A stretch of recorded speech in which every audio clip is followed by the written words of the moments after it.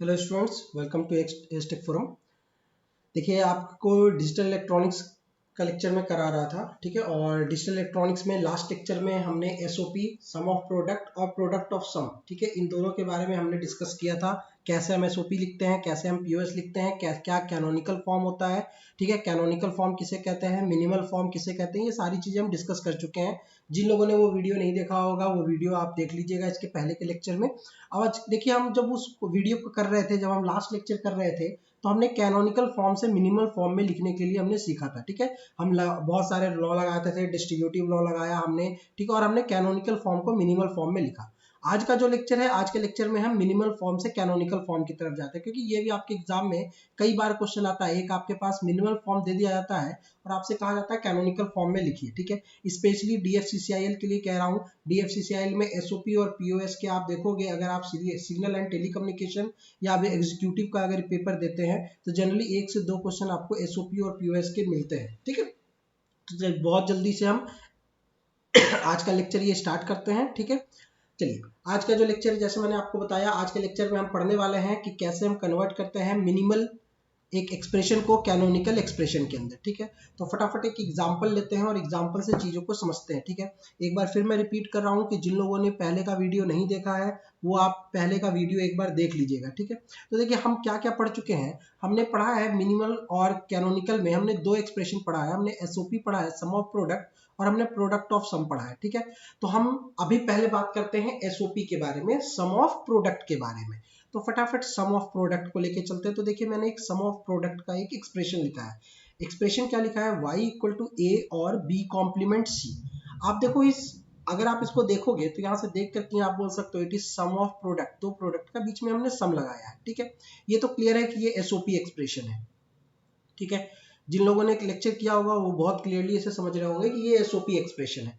अब मैं आपसे बात करूं तो आप देखोगे मिनिमल और कैनोनिकल, ये भी मैंने आपको बताया था कि अगर आपके पास जितने वेरिएबल है, जितने वेरिएबल्स होते हैं, अगर वो सारे मीन टर्म में प्रेजेंट होंगे, सारे में प्रेजेंट है, तो हमारा कैनोनिकल फॉर्म कहलाता है या स्टैंडर्ड फॉर्म कहलाता है।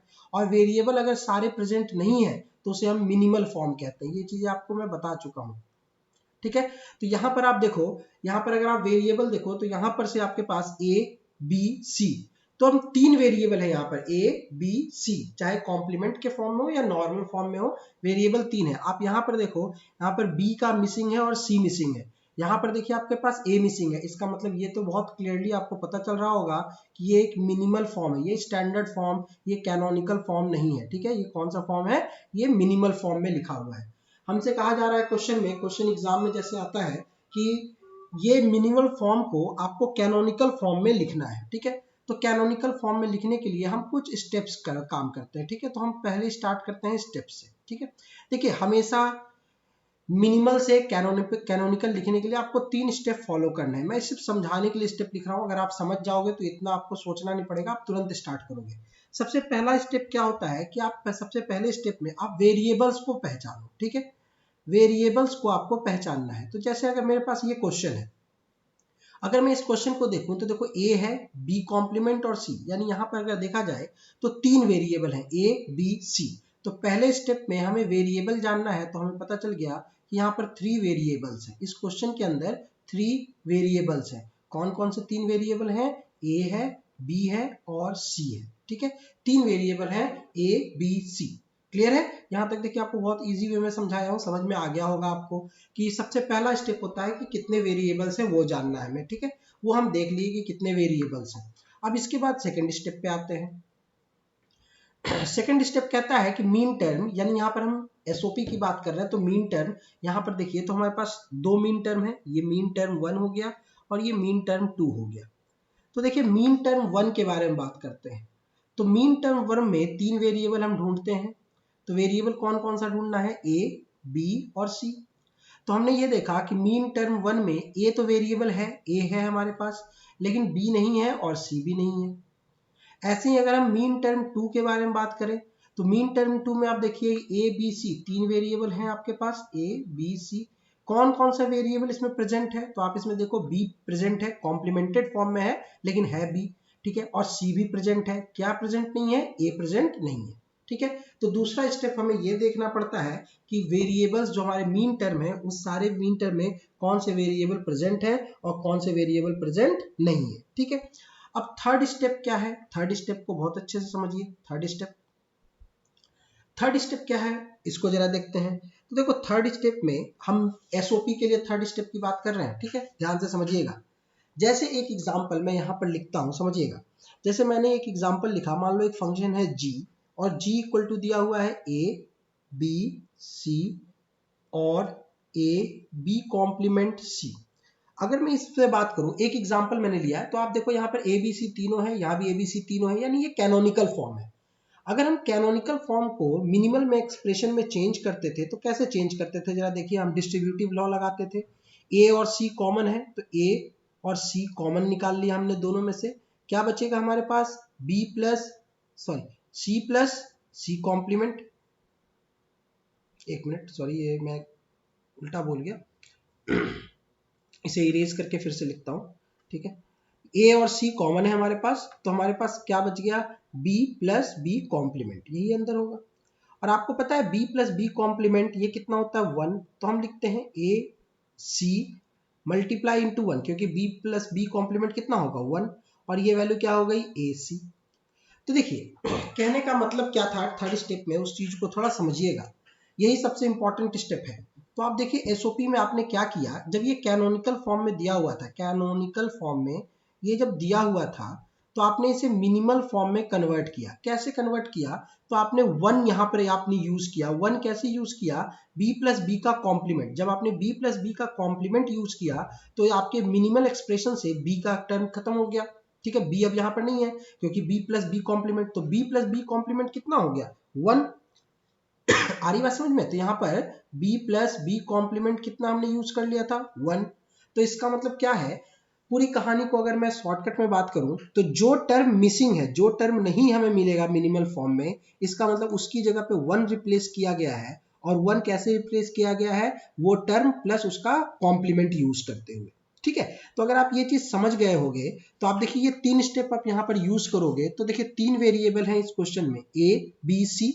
पहले में b और c मिसिंग है, दूसरे में a मिसिंग है। तो जो मिसिंग है इसका मतलब उसको 1 से रिप्लेस किया गया होगा। तो हम देखिए यहाँ पर अगर मैं इसको फंक्शन को सॉल्व करें, देखिए अगर आप समझ जाओगे तो फिर मैं कह रहा हूँ ये तुरंत आप कर लोगे। यहाँ पर मैंने a लिखा, a तो है, यहाँ b नहीं है और c नहीं है, यानी b को 1 से रिप्रेजेंट किया गया होगा और c को भी 1 से रिप्रेजेंट किया गया होगा। सिमिलरली अगर मैं बात करूं तो यहाँ पर देखो b कॉम्प्लीमेंट है, c है और a नहीं है, इसका मतलब a को 1 से रिप्रेजेंट किया गया होगा। 1 से यहाँ देखो हमने जैसे रिप्रेजेंट किया था, ठीक है। तो यहाँ तक अगर आपको समझ में आ गया तो मैं इस चीज को डिलीट करके और आगे स्टेप को बढ़ाता हूँ यहाँ पर से। तो देखिए अगर आप इस चीज को समझ गए हो तो फिर मैं कह रहा हूँ पूरी कहानी में थर्ड स्टेप ही ऐसा है जो सबसे काम का है, ठीक है। तो थर्ड स्टेप को बहुत आसानी से और बहुत ईजी वे में आप समझिएगा। इसका मतलब ये वाला जो 1 है ये मैंने b प्लस बी कॉम्प्लीमेंट के लिए लिखा होगा, ठीक है। और ये वाला जो 1 है ये c प्लस सी कॉम्प्लीमेंट के लिए लिखा गया होगा। बताइए समझ में आया। ऐसे ही यहाँ देखो b और c तो है, यहाँ a नहीं है, यानी ये वाला 1 a प्लस ए कॉम्प्लीमेंट के लिए लिखा गया होगा, ठीक है। अगर आप ये चीज समझ गए तो यहाँ पुट कर लीजिए फॉर्मूले में, सॉरी फॉर्मूले में नहीं, अगले स्टेप में। तो a, इस वाले 1 को हमने क्या पुट कर दिया, b प्लस बी का कॉम्प्लीमेंट, ठीक है। और इस वाले 1 को हम कैसे रिप्रेजेंट कर सकते हैं, c प्लस सी कॉम्प्लीमेंट। इसके बाद b, सॉरी, और ये हमारे पास है b कॉम्प्लीमेंट c, और यहाँ पर हम क्या लिखेंगे, a और a कॉम्प्लीमेंट। क्लियर है यहाँ तक। तो अगर आप इतना लंबा चौड़ा कहानी नहीं समझते तो बेसिक सा टर्म बता रहा हूं, जो टर्म नहीं है, जिस एक्सप्रेशन में जो टर्म मिसिंग है, जो नहीं है, उसका टर्म आप उसके कॉम्प्लीमेंट के साथ और ऑपरेशन के साथ लिखोगे, ठीक है। तो आपको एग्जाम में जल्दी करना, यहाँ पर b नहीं है तो b plus B complement, c भी नहीं है तो c प्लस सी कॉम्प्लीमेंट, यहाँ a नहीं है तो a प्लस ए कॉम्प्लीमेंट, क्योंकि उसकी वैल्यू कितनी हो जाएगी, 1, ठीक है। अब इसको हम आगे थोड़ा सॉल्व कर लेते हैं। तो y इक्वल टू, ठीक है, हम इसे सॉल्व करने की कोशिश करते हैं। तो देखिए यहाँ पर ये आपका a से हम इसे मल्टीप्लाई लेके चले तो a b plus A B complement, पहले वाले ब्रैकेट को हमने ओपन कर लिया, ठीक है। दूसरा ब्रैकेट हमने ऐसे ही रहने दे दिया, c plus C complement. Similarly हम इसे एक बार लिखते हैं तो हम इसे लिखेंगे a मैं पहले लिख ले रहा हूँ, a b कॉम्प्लीमेंट c, और आगे इसको और लिखेंगे तो क्या हो जाएगा, a complement b complement c, ठीक है। अब इसे थोड़ा और आगे लिखने की कोशिश कीजिए।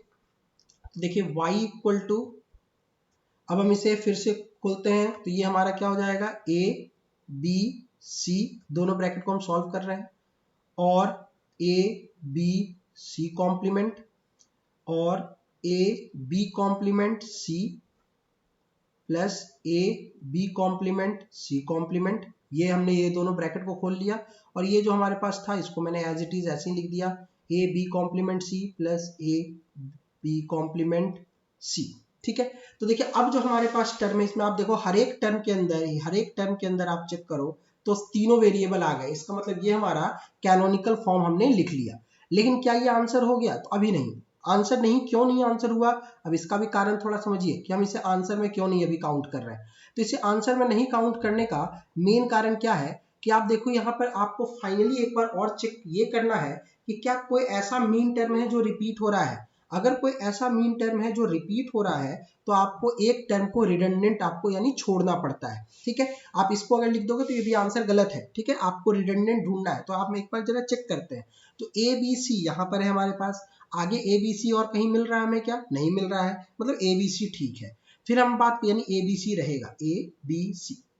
फिर हम बात करते हैं ए बी सी कॉम्प्लीमेंट, तो हम ए बी सी कॉम्प्लीमेंट ढूंढते हैं, A B C complement, A B C complement नहीं है कहीं भी, तो यानी ये अकेला है तो ये भी यूज होगा, ए बी सी कॉम्प्लीमेंट। अब हमारे पास है ए बी कॉम्प्लीमेंट सी, तो आप देखो ए बी कॉम्प्लीमेंट सी यहाँ पर भी है और ए बी कॉम्प्लीमेंट सी यहाँ पर भी है, यानी दो बार आ गए। तो मैंने कहा जब दो बार आ जाएगा तो एक टर्म को हम रिडंडेंट कर देंगे, नेग्लेक्ट कर देंगे। ठीक है, तो इसे हम छोड़ देंगे और सिर्फ एक ही टर्म यूज करेंगे। ठीक है, एक से ज्यादा बार आएगा तो सिर्फ एक बार यूज करना है, बाकी टर्म को हमें रिडंडेंट बेकार कर देना, छोड़ देना है। अब यहाँ पर देखो A B complement C, A B complement C है क्या, नहीं है, तो ये भी यूज होगा ए बी कॉम्प्लीमेंट सी, और लास्ट वाला term A complement B complement C. ठीक है, A complement B complement C. तो देखिए ये हमारा जो फाइनल आया ये हमारा आंसर हो गया कैनोनिकल फॉर्म। ठीक है, तो ये आपको ऑप्शन में मिलेगा कैनोनिकल फॉर्म। ठीक है, तो ये जो हमारा था, देखिए यहाँ पर हमारे पास मीन टर्म में कुछ कुछ टर्म नहीं थे, अब हमने जब इसका कैनोनिकल कन्वर्ट किया ये वाला टर्म, तो आप देखिए यहाँ पर हमारे सारे वेरिएबल्स आ गए। तो इस तरीके से हम एसओपी में क्या हम करते हैं, मिनिमल टर्म को किस में कन्वर्ट करते हैं, कैनोनिकल में। सिंपल सा वर्ड बोला हूं, सबसे पहले फटाफट एक बार स्टेप रिपीट कर लेते हैं।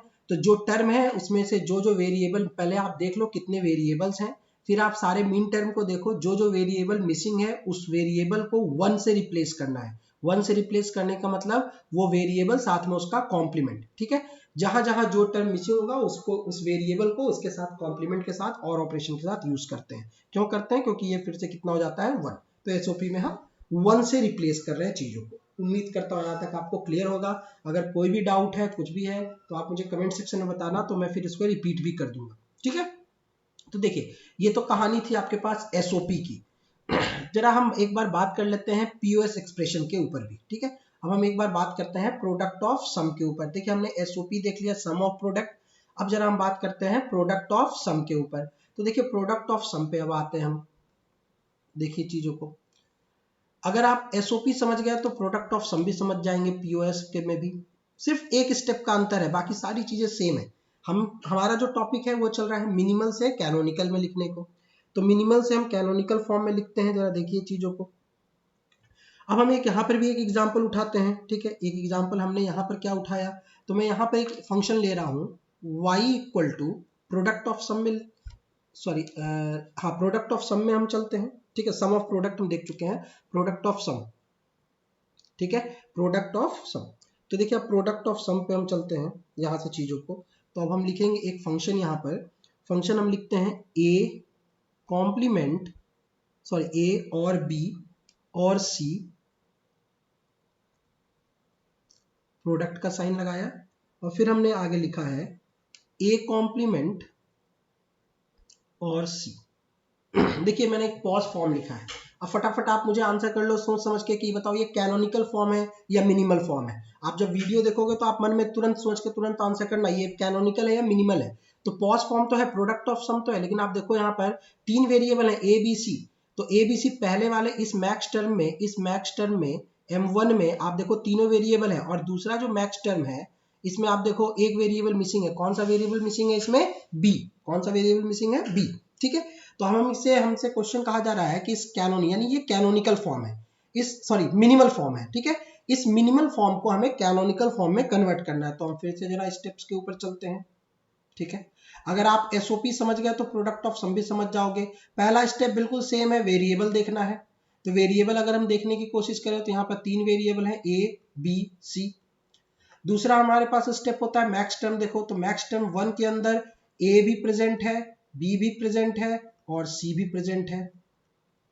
मैक्स टर्म 2 के अंदर अगर मैं देखूं तो आप देखो यहाँ पर ए प्रेजेंट है, बी एब्सेंट है और सी प्रेजेंट है कॉम्प्लीमेंटेड फॉर्म में, यानी मैक्स टर्म 2 में बी मिसिंग है, ठीक है। तो यानी हमारा टारगेट हो गया इसके अंदर बी लगाने का, ठीक है। बी हम जैसे लगा देंगे इसके अंदर बी का टर्म आ जाएगा तो हम कह देंगे ये किस में आ जाएगा, कैनोनिकल फॉर्म में। अब बात करते हैं थर्ड स्टेप। तो देखिए अब थर्ड स्टेप को भी आप समझिए बहुत ध्यान से, ठीक है। जैसे अभी आप एसओपी में समझे थे वैसे ही जरा आप पीओएस के भी एक्सप्रेशन में से समझना है आपको, ठीक है। मैं फिर से एक एग्जांपल ले रहा हूं, यहाँ पर पहले एग्जांपल एक समझते हैं। एक फंक्शन में लिखा है ए और बी इंटू ए कॉम्प्लीमेंट और सी, ठीक है। मैंने एक यहाँ पर एक फंक्शन लिखा। अब आपसे मैं पूछता हूं तो आप देखते जाओ, फटाफट मन में आंसर करते जाना। जैसे जैसे क्वेश्चन बताओ ये सम ऑफ प्रोडक्ट है या प्रोडक्ट ऑफ सम है। तो आप देख रहे हो इट इज प्रोडक्ट ऑफ सम, दो सम का प्रोडक्ट है। ये तो ठीक है, ये पीओएस है। अब बताइए ये मिनिमल है या कैनोनिकल है। तो आप देखो दो वेरिएबल हैं ए, ठीक है, ए और बी, ठीक है। तो आप यहाँ पर से देखोगे चीजों को तो आप यहाँ पर देखो, यहाँ पर ए बी दो वेरिएबल प्रेजेंट है, सी नहीं है, यहाँ पर देखो बी नहीं है। तो इसका मतलब क्या है, ये मिनिमल फॉर्म है, ठीक है। आ रही बात समझ में। तो इसको अगर मैं लिखना चाहूं तो देखो मैं इसको ऐसे लिख सकता हूं, ए, थोड़ा समझना चीजों को, अगर आप यहां समझोगे तो हम यहां चलेंगे, ठीक है। ए और बी, इसे मैं ऐसे लिख सकता हूं प्लस जीरो, बात तो वही होगी, ए और बी प्लस जीरो। ऐसे ही मैं इसको भी लिख सकता हूं A complement C plus zero, ठीक है। इसे भी हम लिख सकते हैं, दोनों में मतलब एक ही होगा यार, जीरो लगा प्लस जीरो करने से कोई फर्क तो नहीं पड़ेगा। लेकिन आप देखो इस जीरो को हम कैसे रिप्रेजेंट कर सकते हैं। तो देखो ए है, बी है, सी नहीं है, तो सी को किसी तरीके से जीरो से रिप्रेजेंट करो। तो आपको मैंने पीछे के लेक्चर में पढ़ाया है C into C complement, A into A complement, B into B complement कितना होता है, जीरो। तो मैं जीरो को सी इंटू सी कॉम्प्लीमेंट से लिख सकता हूँ। ऐसे ही यहाँ पर अगर मैं लिखना चाहूँ तो यहाँ पर देखो आपके पास ए है, सी है, बी नहीं है, तो मैं इस जीरो को बी इंटू बी कॉम्प्लीमेंट से लिख सकता हूँ। यानी पूरी कहानी में डिफरेंस क्या दिखा कि हमने एसओपी में सम ऑफ प्रोडक्ट में हमने वन को हमने रिप्रेजेंट किया था बी प्लस बी कॉम्प्लीमेंट कुछ ऐसे, और प्रोडक्ट ऑफ सम जो हम पढ़ रहे हैं उसमें हम जीरो को रिप्रेजेंट करेंगे बी एंड बी कॉम्प्लीमेंट से। यानी यहां पर हमें जीरो को रिप्रेजेंट करना है, ठीक है, एक्स इंटू एक्स कॉम्प्लीमेंट से थर्ड स्टेप में, ठीक है। तो जो टर्म मिसिंग है थोड़ा सा इसे हम अगर क्वेश्चन पे रखेंगे तो और ये ज्यादा क्लियर होगा, ठीक है। तो देखिए हम क्वेश्चन पे लेके चलते हैं इसे। क्वेश्चन पे एक बार जरा देखेंगे तो और चीजें आपके दिमाग में बिल्कुल साफ साफ बैठती चली जाएंगी, ठीक है। तो देखिए आता सबको है, लेकिन आप क्या करते हो, डायरेक्ट आप जब लगाने की कोशिश करते हो तो कई बार क्वेश्चन जब घुमाया जाता है तो आप भी घूम जाते हो। देखिए पहला term max term A B C तीनों प्रेजेंट है, तो इससे तो बिल्कुल हमें छेड़ना ही नहीं है, इसके साथ तो हमारी कोई कहानी नहीं है, ये बिल्कुल अलग है। अब बात करता हूँ मैक्स टर्म 2 की, ठीक है, तो M2 के बारे में। तो M2 को अगर मैं दिखना चाहूँ तो देखो इसमें ए कॉम्प्लीमेंट है, सी कॉम्प्लीमेंट है, लेकिन इसमें आप ध्यान से देखो तो कौन सा टर्म मिसिंग आपको दिख रहा है। तो आपको मिसिंग टर्म कौन सा मिल रहा है, बी। कौन सा मिल रहा है, बी। तो हम इसे क्या लिख सकते हैं, ध्यान से देखो, तो हम इसे लिख सकते हैं जीरो, और जीरो को हम क्या लिख सकते हैं, बी इंटू बी कॉम्प्लीमेंट, ठीक है। तो हम ऐसे लिख सकते हैं बी इंटू बी कॉम्प्लीमेंट।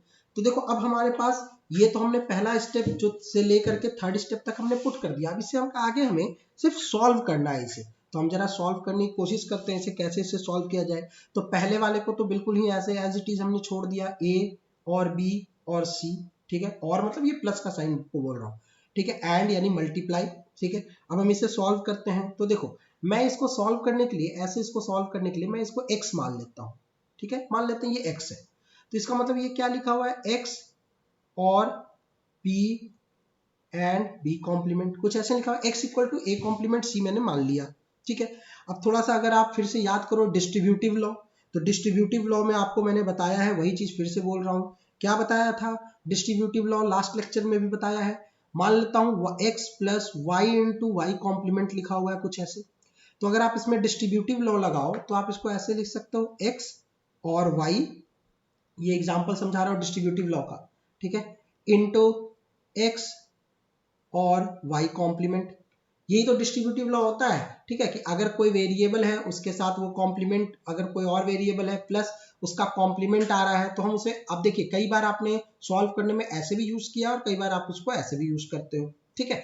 तो सिमिलरली अगर यही डिस्ट्रीब्यूटिव लॉ अगर मैं यहाँ पर यूज करूँ तो मैं यहाँ पर क्या लिखूंगा, a और b और c, पहले वाले टर्म को तो ऐसे ही मैंने लिख लिया, और दूसरे वाले टर्म में अगर मैं यही लॉ, इस डिस्ट्रीब्यूटिव लॉ को यहाँ लगाऊं तो मैं यहाँ क्या लिख दूंगा, x और b, ठीक है, और x और b कॉम्प्लीमेंट।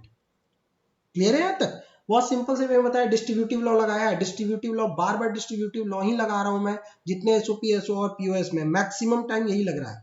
अब जो आपके पास आ गया, अब इसमें वैल्यू को आप पुट कर लो, तो जो आपने माना था, तो पहला वाला तो ए बी सी, ए और बी और सी ऐसे ही रहा। दूसरे वाले में एक्स की वैल्यू जो आपने माना था उसको पुट कर दो, ए कॉम्प्लीमेंट और सी, तो ए कॉम्प्लीमेंट और सी, और प्लस ये वाला क्या आ गया, बी, ऐसे ही यहाँ क्या आ जाएगा, और करके ए कॉम्प्लीमेंट और c प्लस बी कॉम्प्लीमेंट, ठीक है। अब आप देखो इस मैक्स टर्म में ए बी सी तीनों प्रेजेंट है, इसमें भी देखो ए बी सी तीनों प्रेजेंट है, इसमें भी ए बी सी तीनों प्रेजेंट है, यानी ये जो हमारा मिनिमल एक्सप्रेशन दिया था और हमसे पूछा गया था इसका कैनोनिकल फॉर्म लिखिए, तो ये जो हमारे पास आया है ये इसका कैनोनिकल या फिर standard product of sum form है। तो पूरी कहानी में अगर मैं समराइज करूं चीजों को, पूरी कहानी को अगर मैं बेसिक से टर्म से देखूं, तो पूरी कहानी में एक छोटा सा पॉइंट जो आपको बताया वो ये है कि जब आप प्रोडक्ट, सम ऑफ प्रोडक्ट लिखते हो एसओपी, और जब आप प्रोडक्ट ऑफ सम लिखते हो तो एसओपी, सम ऑफ प्रोडक्ट में बोला जो मिसिंग वेरिएबल है, मान लो एक्स मिसिंग वेरिएबल है तो X plus X complement use करेंगे, यानी 1 यूज करते हैं, और प्रोडक्ट ऑफ सम में x into X complement use करते हैं, मिसिंग वेरिएबल यानी 0 यूज किया जाता है। क्लियर है? तो उम्मीद करता हूं यहां तक आपको बहुत अच्छे से क्लियर होगा, ठीक है। इसके बाद हम एक्टिव हाई एक्टिव लो देखेंगे, हम के मैप की तरफ, वेन डायग्राम की तरफ चलते चलेंगे, ठीक है। लेकिन थोड़ा सा ये सारे एग्जाम में क्वेश्चन आपके आए हुए थे, इसलिए मैंने के मैप से पहले आपको एक बार ये भी चीज बता दिया, ताकि अगर फिर से अगर आप जो DFCCL का पेपर देने वाले हो, अगर उसमें कुछ SOP POS वैसे लास्ट टाइम आया था, वैसे 2018 में क्वेश्चन आया हुआ है, ठीक है, ऐसे ही अगर आपके पास फिर इस बार आ जाए तो आप उस क्वेश्चन को कर पाओ, ठीक है। जब हम क्वेश्चन प्रैक्टिस क्लास करेंगे डिजिटल इलेक्ट्रॉनिक्स का, तो हम इसके कुछ ट्रिक्स भी देखेंगे, ठीक है। इतना हमें लंबा ना करना पड़े, हमें जल्दी आंसर हो जाए, तो हम इसके कुछ ट्रिक्स भी देखेंगे, ठीक है।